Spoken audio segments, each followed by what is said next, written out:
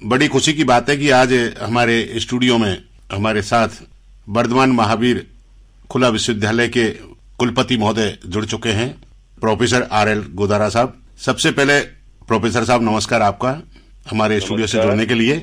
गोदारा साहब, हम जानना चाहेंगे कि आजकल पूरे विश्व के साथ साथ हमारे देश में भी कोरोना वायरस का फैलाव बहुत तेज गति से बढ़ रहा है। चूंकि आप एक शिक्षा से जुड़े हुए हैं, तो कुलपति होने के नाते क्या कहना चाहेंगे कि किस तरह से हमारे जो बच्चों की जो शिक्षा प्रभावित हो रही है वो प्रभावित ना हो और हमारे कोरोना वायरस से हम लोग बचे रहें? देखिए, आपने बहुत अच्छा सवाल पूछा है। इस पर मैं कहना चाहूंगा, स्टूडेंट्स की सबसे बड़ी चिंता है वो 2 स्टेज पर होती है। एक वो किसी भी कक्षा में एडमिशन लेते हैं और दूसरी उसकी घड़ी आती है परीक्षाएं की। बिल्कुल। तो ये जो समय था वो परीक्षाओं का समय था। मैं ये कहना चाहूंगा बच्चों को कि इस वैश्विक महामारी ने पूरे विश्व को जकड़ लिया है, पर घबराने वाली बात नहीं है। हम लोग इस तरह के टेक्नोलॉजी के इनोवेटिव आइडियाज के साथ आगे बढ़ रहे हैं कि आप घर बैठे बैठे अपना अध्ययन, अपने रिवीजन, अपनी तैयारियां शुरू रखें, चालू रखें और समय आने पर हम ऑनलाइन न केवल आपकी परीक्षाएं लेंगे बल्कि हर तरह की सामग्री आपको पहुंचाते रहेंगे। मैं इस मुद्दे पे 1-2 बातें और आपको कहना चाहूंगा। आप स्वस्थ रहें, आप अपनी दिनचर्या को अच्छी बनाए रखें। इसके लिए आपकी हॉबी को एंजॉय करें। जैसे आपका संगीत का है तो आप गुनगुनाएं, अपने परिवार के सदस्यों के साथ आप संगीत गाएं भी। स्टडी पर फोकस रखें, मेडिटेशन करें, योगा करें, थोड़ा बहुत अपना डाइवर्ट ध्यान इधर उधर नहीं जाए। अपनी दिनचर्या को स्वस्थ बनाने के लिए योगा का भी आप उपयोग करें और परिवार और शिक्षकों से ऐसे संपर्क बनाएं, क्योंकि अभी सब चीजें ऑनलाइन है। जैसे हमारे वर्धमान महावीर खुला विश्वविद्यालय में काउंसलर्स हैं जो स्टूडेंट्स हमारे से डायरेक्ट जुड़े हुए हैं। उनको मैं कहता हूं, मैंने अपील भी की है कि आप वेबसाइट पे जाएं। वेबसाइट पे जाने के बाद आप स्टूडेंट OneView पे जाएं। आपको पूरी की पूरी हमारी सामग्री, इवन हमारे YouTube पे वीडियो व्याख्यान है वो भी अपलोड कर दिए गए हैं।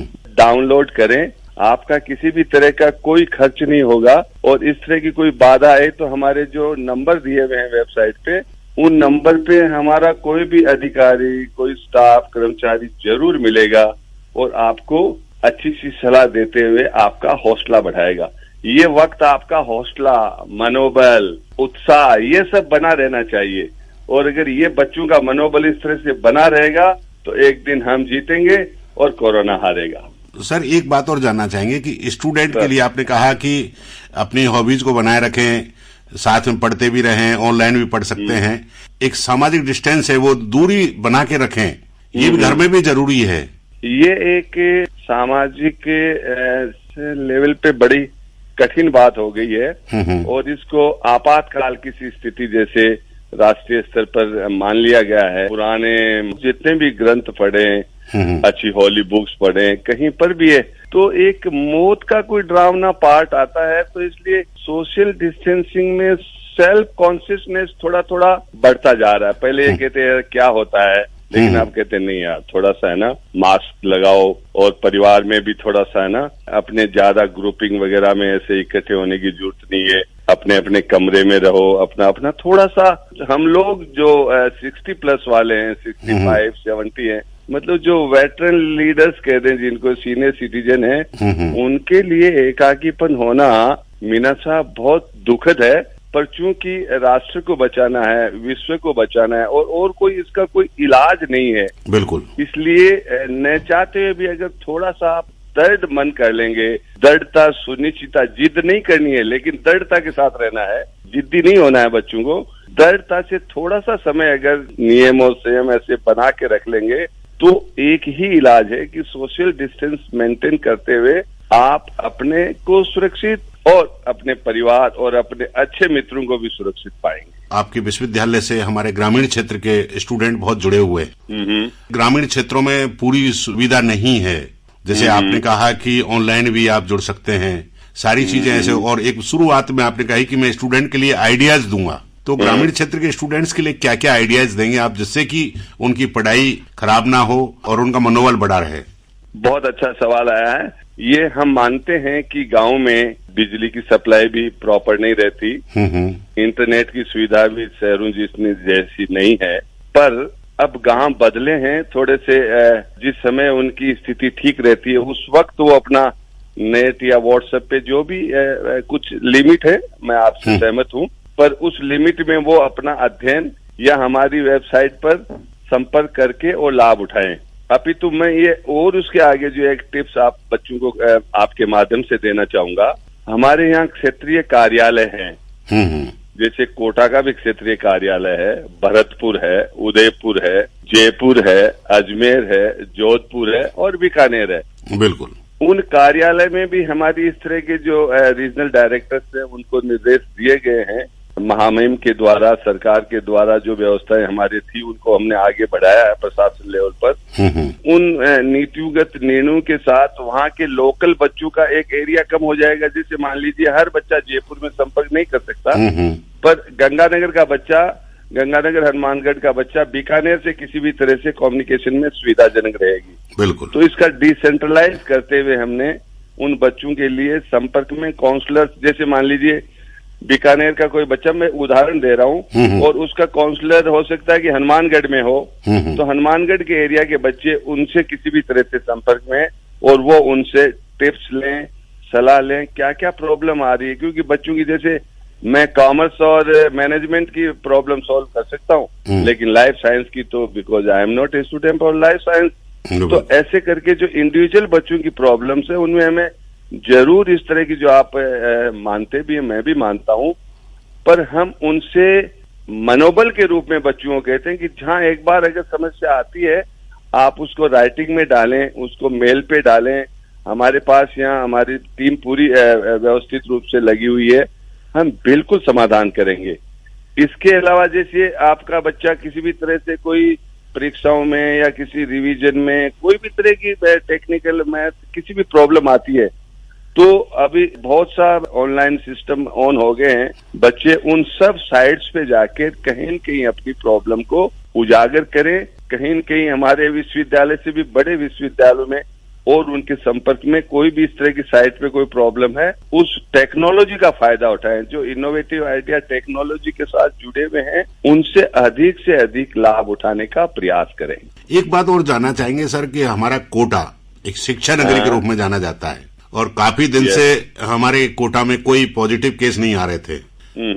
अब हमारा कोटा भी कलंकित हो गया है इस महामारी से। तो कोटा के जो निवासियों के लिए आप क्या कहना चाहेंगे एक सीनियर सिटीजन होने के नाते?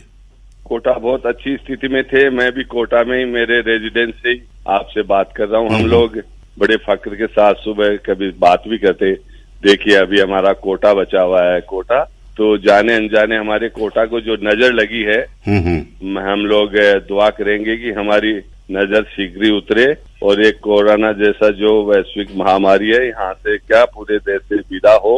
और इस वक्त भी यही कहना चाहूंगा, मैं फिर वो कहता हूँ कि मौत के संबंध में डरावना राह नहीं लेना चाहिए, लेकिन बिल्कुल मौत से डर लगता है। तो सीनियर सिटीजन से ऐसे भी जाने अनजाने कई बार कह देते अरे बहुत जी लिए और है, लेकिन इस वक्त कोई दुखद घटना घटती है तो उसका मैसेज थोड़ा अच्छा नहीं जाता। मैं मेरे बराबर के साथियों से और सीनियर मेरे से बड़े भाइयों से कहना चाहूंगा कि वो अपना मनोबल अच्छा रखें, अपना घर में एक अच्छा रूटीन बनाएं, खाने का ध्यान रखें, योगा ये सब स्वस्थ रखें। प्रेम के लिए जैसे मैं ये कहना तो नहीं चाहिए, पर हमने अच्छे ग्रंथ पढ़ाने का शौक है उनको, वो या इस तरह की कोई अंताक्षरी वगैरह या कोई इस तरह का जो अपना ध्यान को बहुत नॉर्मल रखें, क्योंकि अनकॉन्शियसली चिंता नहीं करना है, चिंतन करने हैं। बिल्कुल, जितना बड़ा चिंतन होगा उतनी बड़ी सफलता होगी। लेकिन अगर चिंता में अगर आ गए तो आप धीरे धीरे जल जाओगे और चिता भी जल जाती है। इसलिए आपके जो चिंतन और चिता में थोड़ा सा फर्क करते हैं मेरे साथियों, मनोबल बनाए रखें और परिवार में ही रहें और स्वस्थ रहें, यही मेरा कहना है। सर अंत में हम प्रदेश की जनता के नाम, क्योंकि आप कुलपति हैं वर्धमान खुला विश्वविद्यालय के, तो आपकी प्रदेश की जनता के नाम आपका क्या संदेश रहेगा सर? देखिए, मैं स्वयं की ओर से और वर्धमान महावीर खुला विश्वविद्यालय कोटा की ओर से सबसे पहले तो प्रदेश स्तर पर जो प्रयास माननीय मुख्यमंत्री जी की सलाह में, उनके मार्गदर्शन में और उनके डायनेमिक लीडरशिप में, जैसे एक भीलवाड़ा मॉडल बना है, उसकी तर्ज पर जो प्रयास किए गए हैं, उनको हमारे परिवार की ओर से बधाई और साधुवाद देना चाहता हूं कि आपके माध्यम से यह आवाज हमारी पहुंची। दूसरा, इस स्तर पर जो निर्णय लिए जा रहे हैं, लॉकडाउन जैसी स्थिति सबसे पहले इनिशिएटिव की गई क्योंकि एक यही उपाय दिखने में आ रहा था, और प्रशासन के जो क्रमवीर योद्धा, विशेष रूप से स्वास्थ्य कर्मचारी, वो चाहे हेल्थ वर्कर है चाहे डॉक्टर है, उसमें इस स्तर पर कोई भी तरह से भेद नहीं किया जा सकता। उनको हम सलाम करते हैं। उनके अच्छे स्वास्थ्य के लिए, इन योद्धाओं के लिए हम प्रभु से प्रार्थना करते हैं कि वो बहुत स्वस्थ रहें। और उसके साथ साथ जो हमारे जो प्रहरी हैं, जो पुलिस है, जो चौकस इतना अच्छा बंदोबस्त कर रही है, और यहाँ तक कि वार्निंग देने में भी बड़े प्यार के शब्दों में कह रहे, भैया ये समय ऐसा नहीं है, बड़े प्यार से समझा के, कई बार मैंने वीडियो देखे हैं, बड़े प्यार से भी समझाना पड़ता है, और कोई ऐसी हद आ गई है तो डांटना भी पड़ता है उन पुलिस कर्मचारियों को भी कि वो अपनी मुस्तैदी से ड्यूटी करें। उनको भी बहुत साधुवाद और बधाई। और प्रशासन ने जितने जो कोई कड़े कदम उठाए हैं, वो आपके स्वास्थ्य को ध्यान में रखते हुए, आपके आने वाले जीवन को ध्यान में रखते हुए उठाए हैं। थोड़ा आप सब्र करें, अगर थोड़ी सी समाई होगी तो इस जीवन में उतनी बचाई और कमाई बचेगी, अन्यथा हम लोग नहीं बच पाएंगे। यही मेरा कहना है। सर, आपको जानकारी देने के लिए बहुत बहुत धन्यवाद। So nice, thank you very much, धन्यवाद।